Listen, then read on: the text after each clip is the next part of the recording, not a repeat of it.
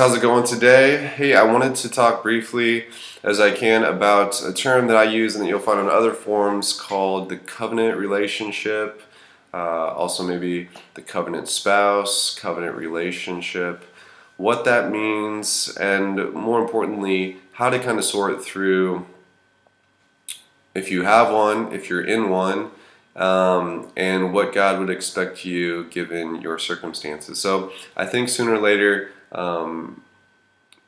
if you're in the midst of a separation or divorce, you kind of have to sort through some essential questions like, what does God think about the situation? And, if you're interested in pursuing a future relationship, a future marriage, which, a lot of times folks are, do you have the green light to do that? So I want to try to talk about that today. And also,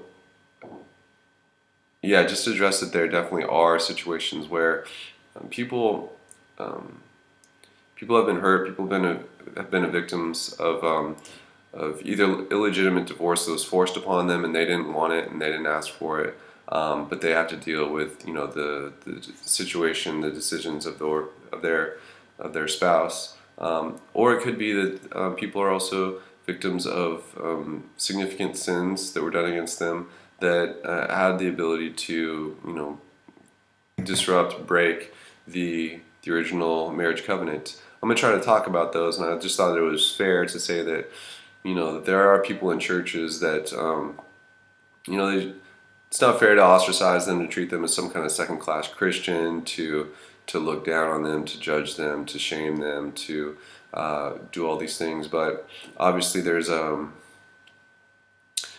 growing trend of divorce in the West, and also you have a lot of these issues in the churches as well. And I want to do this video because I think from my experience in the West, at least, this isn't something that you're going to be able to figure out by going to Sunday morning services. The reason being is that there's a lot of remarried people in the church, and it's a difficult issue for pastoral staff and folks to try to look at, understand, manage, and set policies on, because everything is so case by case. So often what happens is that it's just a free-for-all as far as divorces and second marriages and third marriages in churches. And really, people aren't going to try to address this issue from up front in any serious kind of way, because a lot of people, they run the risk of a lot of people just leaving the church, of feeling judged, of not knowing what to do. If they do come to the conclusion that they're in that they did enter into an adulterous second marriage, the list of options are, it's a bit messy.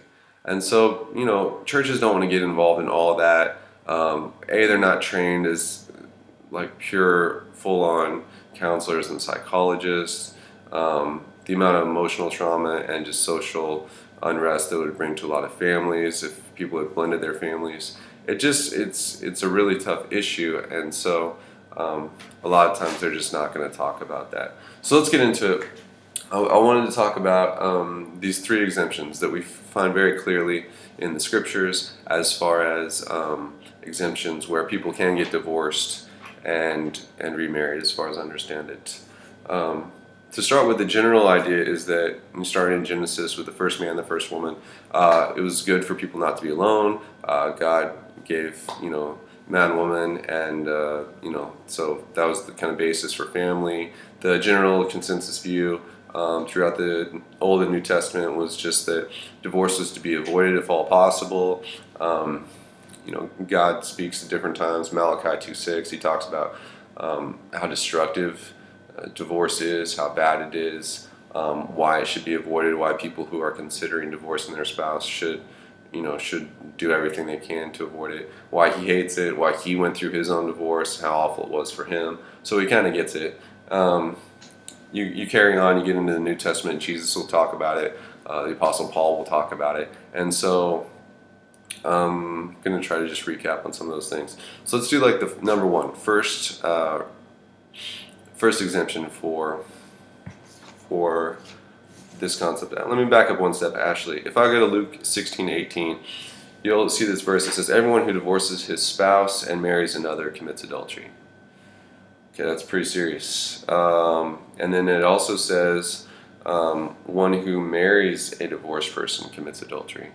So the idea is that this whole divorce and remarriage thing is not going to be good, and it's not just like you get a demerit on your grades. I mean, this has the potential to be really destructive in your life, and if you know the divorce rates on second marriages and third marriages, I mean, it's not a pretty picture. The number of second marriages that make it are quite small. I want to say 70% of those marriages fail. So this might have something to do with it. It's just something to consider. If and I also think it kind of gives pause and helps people reconsider. Maybe thinking about praying and waiting for their spouse and for God to ultimately build something is actually a pretty interesting deal given some of the other options. So let's look at the exemptions. If that's kind of the starting off point, that divorce and remarriage is by default adulterous. In what situations is it not adulterous? Well, the first one's pretty easy. Romans 7, it'll say that if your spouse passes away, you're free to remarry. Find someone else. If you're a believer, it should be a believer, but you're free.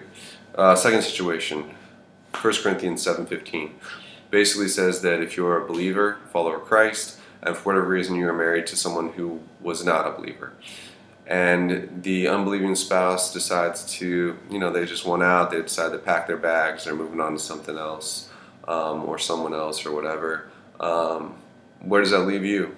And that verse basically tells you that, you're free. You're free to grieve the loss of that relationship and that person, but that you're under no legal or spiritual obligation. You're no longer bound by the vows that you made on your wedding day. That those have been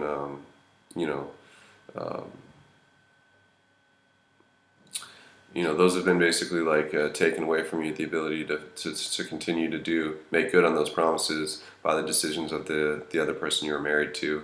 And now this is really interesting. I want to spend a second on this. It speaks clearly to just a certain type of situation where you have a believing person married to an unbelieving person. And it says if the unbelieving person leaves, then it's done. But kind of the elephant in the room on that verse is, well, what happens if you have two believing people?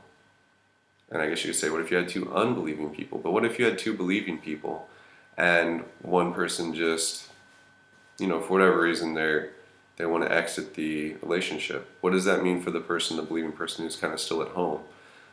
And I mean, as far as I can tell on this verse, it sounds like that they don't have the go-ahead to just go out and date and remarry anyone they want. And that may sound harsh at face value, but I think it's really interesting. The more I've thought about it, you have some pretty amazing promises when it comes to what God is going to do in the work of Christian people. So people that have been born again, and I'm not going to explain what all that is, but that you have the Holy Spirit, that He is a great counselor, that He leads people in all truth, is what Jesus tells the disciples, that He's actively involved in improving people's character, in helping them grow in love and patience and wisdom and mercy and grace and kindness and self-control, in all these areas that are really, really great areas to get stronger in, and really areas that will kind of prime people for being better spouses in the future. Now, if you're a person and your believing spouse has kind of left the relationship for whatever reason, but that there was no sexual immorality or anything else that you see that, for any reason dismantled or broke the covenant bonds, and you're going to get a lot of people that will say, oh, no, yeah, there's a bunch of reasons. I'm going to get into